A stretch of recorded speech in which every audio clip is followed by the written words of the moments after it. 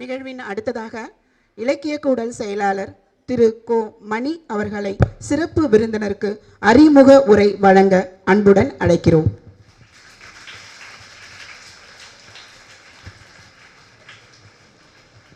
அனைவருக்கும் அன்பான வணக்கம். இது படிக்கட்டு ஏறி வரும்போது சிறப்பு விருந்தினர் ரம்யா அசோக் கேட்டாங்க, மேலே பசங்க உட்காந்துட்டாங்களா வந்துட்டாங்களான்னு கேட்டாங்க. ஏன் அவங்க கேட்டாங்கன்னு புரியல. அப்புறம் உள்ளே வந்ததுக்கப்புறம் நீங்கள் அமைதியாக இருக்கிறத பார்த்து பசங்க வந்ததே தெரியாத அளவிற்கு இவ்வளவு அமைதியாக, இப்போ இராணுவ கட்டுக்காப்பு மையத்திலாம் ஒரு அமைதி இருக்கும், அந்த மாதிரி அமைதி பிள்ளைங்கிட்ட இருக்கிறத பார்க்கும்போது பள்ளியினுடைய ஒழுக்கம் எவ்வளோ தலை நிமிர்ந்து நிற்குதுன்னு தெரியுது. உங்களை பாராட்டி பேசுகிறேன்.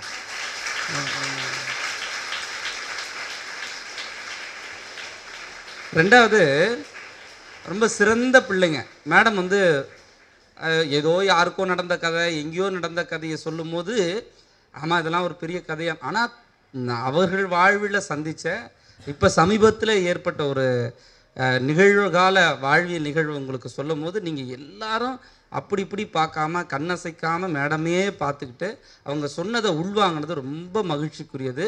எப்போவுமே நமக்கு எப்போ சிறப்படையும் ஒரு ஆசிரியர் வாழ்க்கையோ அல்லது பள்ளியினுடைய நிர்வாக பொறுப்பில் இருக்கிறவருடைய வாழ்க்கை எப்போ சிறப்படையும்னா, சிறந்த மாணவர்களுக்கு பாடம் எடுக்கிறது, சிறந்த மாணவர்களை உருவாக்குற பணியில் இருக்கிறவங்களுக்கு தான் ரொம்ப மனநிறைவு இருக்கும். அது இந்த பள்ளி ஆசிரியர்களுக்கு, முதல்வருக்கு, தாளாளருக்கா நிறைவாக இருக்குது அப்படின்றத உங்கள் முகங்களை பார்க்கும்போது நல்லா தெரியுது. ஒன்று.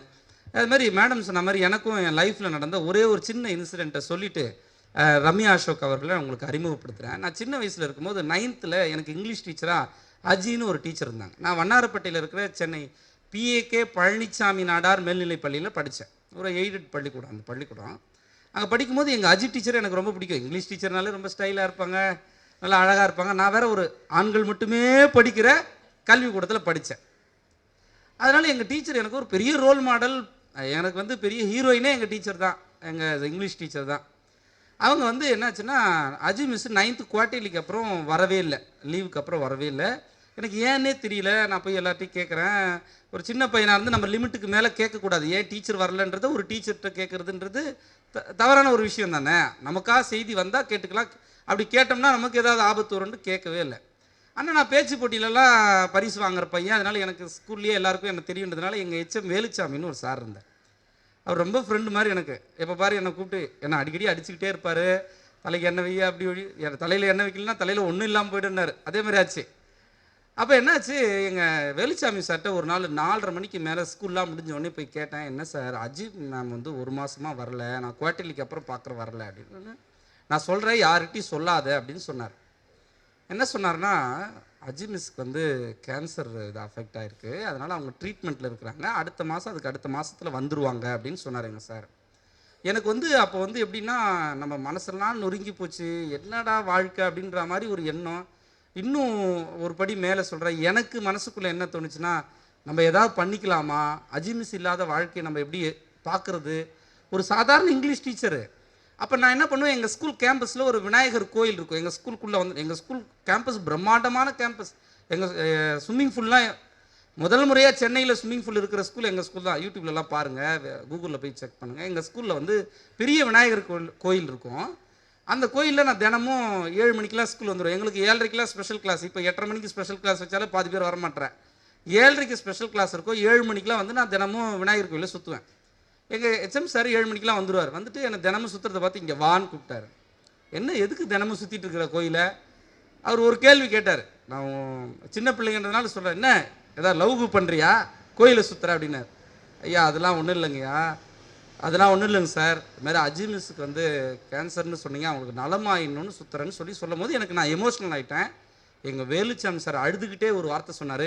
இப்படி பாக்கெட்டை கை வச்சு தேடுறாரு ஏதாவது எனக்கு கொடுக்க.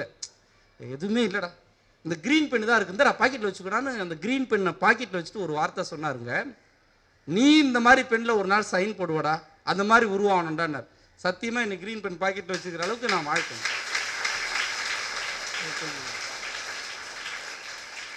இன்றைக்கி நான் ஒரு பள்ளியினுடைய முதல்வராக என்னால் இருந்து க்ரீன் சைன் போட முடியுதுன்னா எங்கள் வேலுச்சாமி சார் தெரியாமல் 9வது படிக்கும்போது எனக்கு இந்த கனவுலாம் இல்லவே இல்லை. நான் ஒரு அரசு பள்ளிக்கூடத்தில் ஆசிரியராக ஒர்க் பண்ணுன்றது தான் என்னுடைய வாழ்நாள் லட்சியமாக இருந்தது.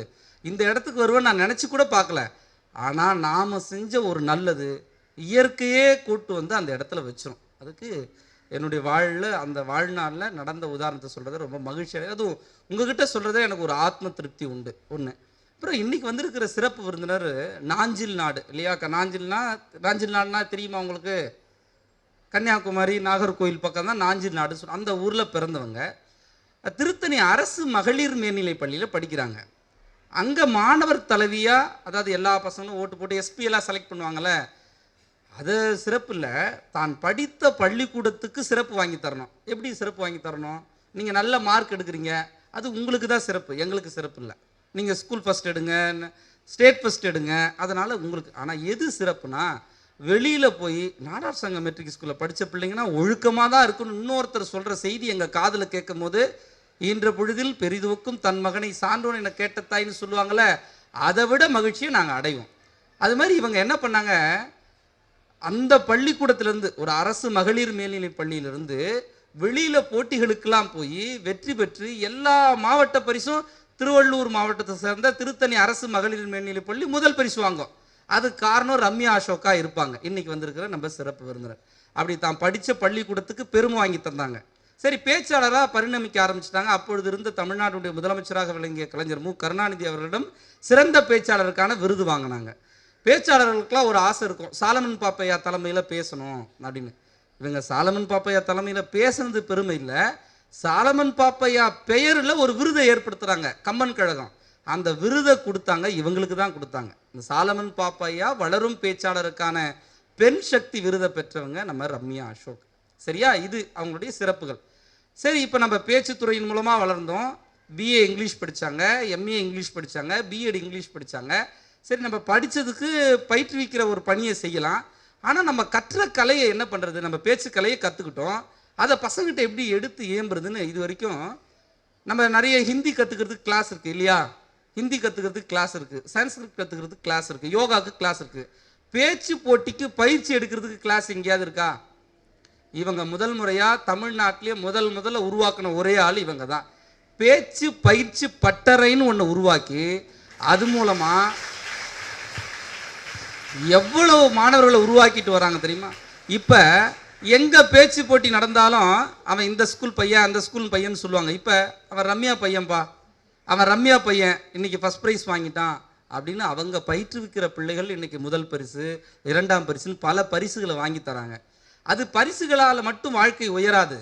பரிசுகள் இல்லை, பேச்சு மூலமாக நீங்கள் நிறைய விஷயத்தை கற்றுக்குறீங்க. ஒரு சபை உங்களை ரசிக்கக்கூடிய ஒரு ஆற்றலை பெருக்குறீங்க. ஒரு சினிமாவில் நடித்து உச்ச நட்சத்திரமாக ஆகிறது ஒரு விதமான இன்பம்னா, பேச்சுத்துறையின் மூலமாக பெரிய இடத்திற்கு செல்வது ஒரு ஆத்ம திருப்தி. நாமையே மெருகேற்றுக்கிறதுக்கான ஒரு திருப்தியை பேச்சுக்கலை மட்டும்தான் தரும். அதுவும் தமிழ் பேச்சுக்கலை இயல்பாகவே நல்லதை தரும். நீங்கள் எல்லா லாங்குவேஜ்லையும் பேசலாம், ஆனால் தமிழ் தான் உணர்வுகளோடு பேசுகிற ஒரு நல்ல மொழி. அதை தொடர்ந்து பயணிச்சுக்கிட்டு பணியாற்றிட்டு வருகிற ரம்யா அசோக், அவங்களுக்கு நிறைய கமிட்மெண்ட் உண்டு. ஆனாலும் நம்ம ஸ்கூல் நம்ம மேம் பேரை சொன்ன உடனே நான் வந்துடுறேன், நான் வந்து பேசி தந்துடுறேன் அப்படின்னு சொன்னாங்க. அப்புறம் நிறைய பள்ளிக்கூடங்களுக்கு இது தேர்வுகள் காலகட்டம் இல்லையா? ரிவிஷன் எக்ஸாம் போயிட்டுருக்குது. இப்போ உங்களுக்கு மந்த்லி எக்ஸாம் வந்துடும், அப்புறம் மிட் டேர்ம் டெஸ்ட் இருக்குது, அப்புறம் ப்ரீ ஆனுவல் இருக்கும், அப்புறமா ஆனுவல் எக்ஸாம் இருக்கும். இது மாதிரி நிறைய ப்ரெஷரான ஒரு காலகட்டத்தில் எந்த நிகழ்ச்சியாக இருந்தாலும் ஒரு 1.5 மணி நேரம் 2 மணி நேரம் பிள்ளைங்க ரிலாக்ஸ் ஆகிறதுக்கு ஒரு நிகழ்ச்சி ஏற்பாடு பண்ணணும்னு சொன்னால் எந்த விதமான தயக்கமும் இல்லாமல், சார் பிள்ளைங்களுக்கு ஏதாவது செஞ்சுக்கிட்டே இருக்கணும் சார், நல்லது செஞ்சுக்கிட்டே இருக்கணும்னு சொல்லக்கூடிய ஒரே ஆள் நம்மளுடைய பள்ளியினுடைய முதல்வர் திருமதி வள்ளியம்மை அவர்கள். அவங்கள மாதிரியான ஆட்கள் இருக்கிறதுனால தான் பள்ளிக்கூடம் செம்மாந்து விளங்குது. தொடர்ந்து இந்த பள்ளி நிறைய சாதனைகள் படைக்கணும். என்னுடைய வாழ்த்துக்களை தெரிவித்து இந்த தருணத்தில் ரம்யா அசோக் உங்களுக்கு அறிமுகப்படுத்தி வைக்கிறதுல என் வாழ்நாளுடைய பாக்கியமாக நான் கருதுகிறேன்.